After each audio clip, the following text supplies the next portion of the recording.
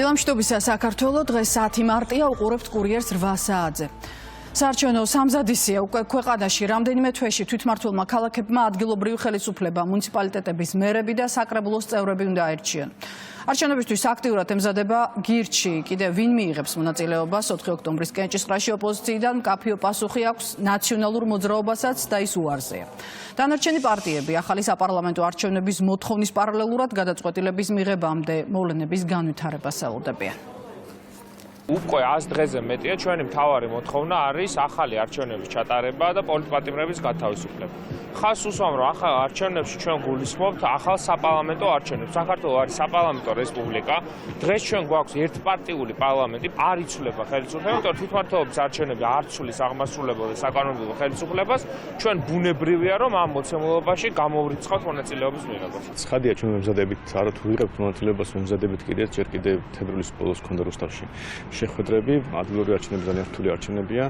ფაქტობრივად 63 არჩევნებია შესატარებელი სხვა ოლქში სხვადასხვა ადამიანებით ძალიან ბევრი რესურსი საჭირო და ამიტომ წინასწარ დიდი თათრით დავიწყეთ მომზადება. და ბუნებრივად მნიშვნელოვანია რა მოხდება ოპოზიციურ სპექტრშიც, იმიტომ რომ არის ისეთი არჩევნები, მაგალითად თბილისის მერის არჩევნები, რომელიც ალბათ ერთ-ერთი ყველაზე მნიშვნელოვანია. არ იქნებოდა ურიგო რომ ამაზე რაღაც ტიპის შეთანხმება იყოს ოპოზიციაში, მაგრამ ისე მიდის საქმე, რომ ოპოზიციის შეთანხმება თუ არა, მეგონი თვითონ არ იციან საერთოდ არჩევნებში იღებენ მონაწილეობას თუ არა. მართველი გუნდი კი მორიგი დამაჯერებელი გამარჯვებისთვის ემზადება. ქართულ ოცნებაში არ გამორიცხავენ, რომ ოპონენტებმა აზრი შეიცვალონ და თვითმმართველობის არჩევნებში მონაწილეობა არაერთმა პარტიამ მიიღოს. უმრავლესობაში ხაზგასმით ამბობენ იმასაც, რომ საპარლამენტო არჩევნების გამართვას 2028 წლამდე არ აპირებენ.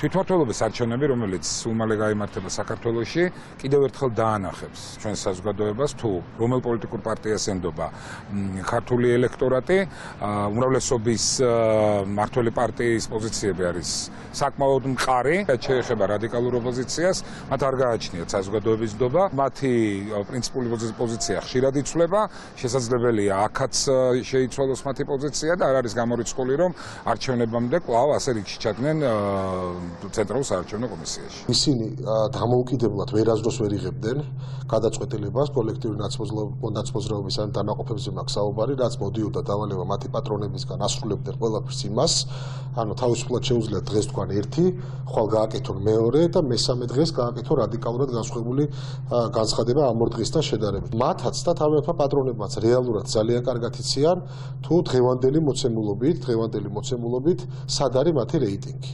იმიტომ რომ მათი ამორჩევლის უდიდესი ნაწილი ერთხელ და საბოლოოდ უკვე მიხვდა თუ ვისთან და რა ძალებთან ქონდა რეალურად საქმე. საქართველოს პარლამენტში მედიის შესახებ კანონპროექტის განხილვას ეხმიანება მაკენის ინსტიტუტის გლობალური დემოკრატიის პროგრამების ხელმძღვანელი. ამერიკის ხმის ქართულ რედაქციასთან ინტერვიუში ლორა ტორნტონი კანონპროექტს, რომელიც ბრიტანული კანონის გათვალისწინებით არის შექმნილი, თავისუფალ დამოუკიდებელ მედიაზე თავდასხმა დააფასებს. ეს უკვე კარგად ცნობილი სცენარია და ის გვინახავს მაგალითად უნგრეთში, რომ აღარაფერი ვთქვათ პუტინზე, ამბობს ტორნტონი და საქართველოში მედიასა და სამოქალაქო საზოგადოებას დემოკრატიის ბოლო ბასტიონებად მოიხსენიებს. ძალიან ნათელია, რომ ქართული ოცნება ცდილობს გააფართოვოს თავის ხელთარსებული იურიდიული შესაძლებლობები, რომ დემონსტრანტები სამოქალაქო საზოგადოების დამოუკიდებელი მედიის წინააღმდეგ წავიდეს. ძალიან მღელავ და რა თქმა უნდა ვეთანხმები, რომ ხელისუფლება თავისუფალ მედიას ხვდავს. ქართულმა ოცნებამ ძალიან ეფექტურად ჩაიგდო სახელმწიფო ხელში. მათ ყავთ საკუთარი პრეზიდენტი და პარლამენტი, რომლებიც ჩემი აზრით არალეგიტიმურია. ძალაუფლების აბსოლუტურად ყველა შრე საკანონმდებლო ხელისუფლების ჩათვლით მათ ხელშია. დემოკრატიის ბოლო ბასტიონები ახლა მედია და სამოქალაქო საზოგადოებაა. ეს უკვე კარგად ცნობილი სცენარია და ის გვინახავს მაგალითად უნგრეთში, რომ აღარაფერი ვთქვათ პუტინზე, რომელმაც რამდენიმე ისეთი კანონი დაინიცირა რუსეთში, რაც ძალიან ჰგავს იმას, რაც საქართველოში ხდება. ვფიქრობ, დამატებით პრობლემას ქმნის ის, რომ ზოგიერთი საერთაშორისო ორგანიზაცია, რომლებიც საქართველოში მოქმედებდნენ, ახლა გაქრა, ასე რომ ვფიქრობ, სამომავლოდ საკმაოდ დიდი გამოწვევაა, როგორ შეიძლება მოხდეს საზოგადოებრივი სუბსიდირების ორგანიზება. ლორა ტორნტონის ამ გამოსვლას ეხმიანებიან მმართველ გუნდში. უმრავლესობაში ამბობენ, რომ ტორნტონს საქართველოს სახელმწიფო ინტერესებთან არანაირი კავშირი არ აქვს და რომ ის კონკრეტულ პოლიტიკურ მიმდინარეობას ემსახურება. ლორა თორთონმა ყველაზე კარგად იცის, რომ საქართველოში მედია თავისუფალია ისე, როგორც არსად. ლორა თორთონმა ყველაზე კარგად იცის, რომ NGO სექტორი, რომელსაც ის იცავს, ისინი იყვნენ სწორად, ვინც უცხოურ გავლენას ამკვიდრებდნენ ამ ქვეყანაში და მოქმედებდნენ მხოლოდ და მხოლოდ გარედან წამოსული დავალებების შესაბამისად. ლორა თორთონს ამავდროულად არაფერი საერთო არ აქვს ქართველების და საქართველოს სახელმწიფოს ინტერესებთან. ის ემსახურება კონკრეტულ პოლიტიკურ მიმდინარეობას და ჯგუფს. ომის დასრულების შესახებ ამერიკის შეერთებულ შტატებსა და უკრაინას შორის მოლაპარაკებები ხვალ საუდის არაბეთში იმართება. ჯიდაში დღეს ჩადის ამერიკის შეერთებული შტატების სახელმწიფო მდივანი მარკო რუბიო, რომელიც ამერიკის დელეგაციას უხელმძღვანელებს. მასთან ერთად მოლაპარაკებების მაგიდასთან ვაშინგტონს წარმოადგენს ეროვნული უსაფრთხოების საკითხებში თეთრი სახლის მრჩეველი მაიკლ უოლცი, ასევე ახლო აღმოსავლეთში ამერიკის შეერთებული შტატების პრეზიდენტის სპეციალური წარმომადგენელი სტივ უიტკოფი. უკრაინულ დელეგაციას კი პრეზიდენტის ოფისის ხელმძღვანელი ანდრეი ერმაკი უხელმძღვანელებს. როიტერსის ცნობით, მოლაპარაკებების მსვლელობისას ამერიკის შეერთებული შტატების დელეგაცია ეცდება გაარკვიოს, თუ რა მატერიალურ დათმობებზე წასვლა შეუძლია უკრაინას ომის შესაჩერებლად. საინფორმაციო სააგენტომ აღნიშნული ინფორმაცია ორ ამერიკელ მაღალჩინოსანზე დაყრდნობით ანონიმურად მოიპოვა.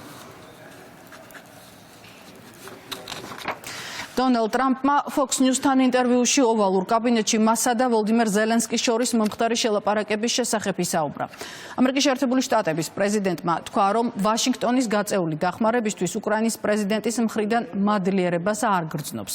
წამყვანმა ტრამპს კითხა, რატომ დაკარგა მან ზელენსკისთან საუბრის დროს წონასწორობა, რაზეც ტრამპმა მიუგო, რომ ზელენსკი ხისტი და ჭკვიანია და ბაიდენს ფულს ისე ართმევდა, როგორც ბავშვს კამფეტებს.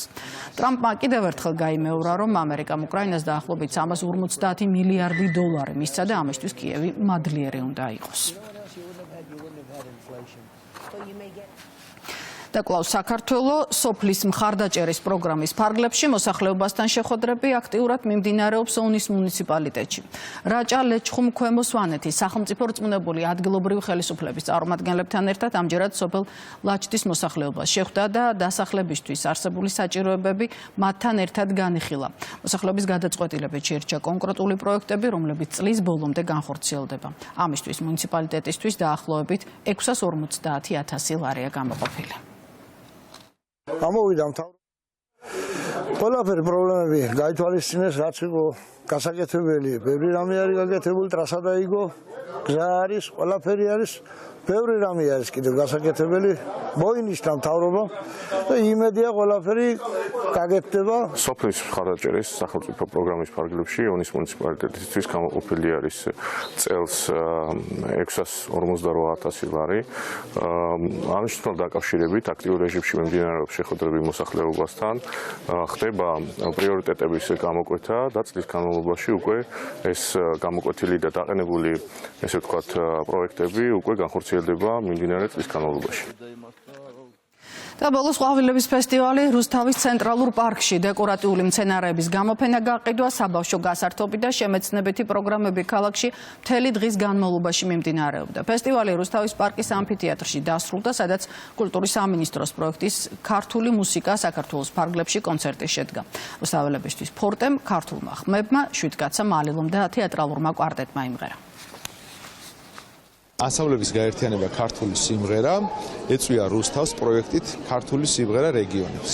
როგორც ყოველთვის არაჩვეულებრივი გარემო და განწყობა იყო კონცერტის პერიოდში. დიდი მადლობა მოსულ მსმენელს. რუსთავის მერიის ორგანიზებით რუსთავის ცენტრალურ პარკში გაიმართა ყვავილების ფესტივალი. მთელი დღის განმავლობაში იყო უამრავი სახალისო შემეცნებითი გასართობი აქტივობები. საღამო კი დაასრულა ძალიან კარგმა ქართული სიმღერის საღამომ. დღის ამბების ნახევარწლად ჩვენს ვებგვერდზე რუსთავი 2.g შეგიძლიათ. მე კი ამით 9-მდე გემშვიდობებით.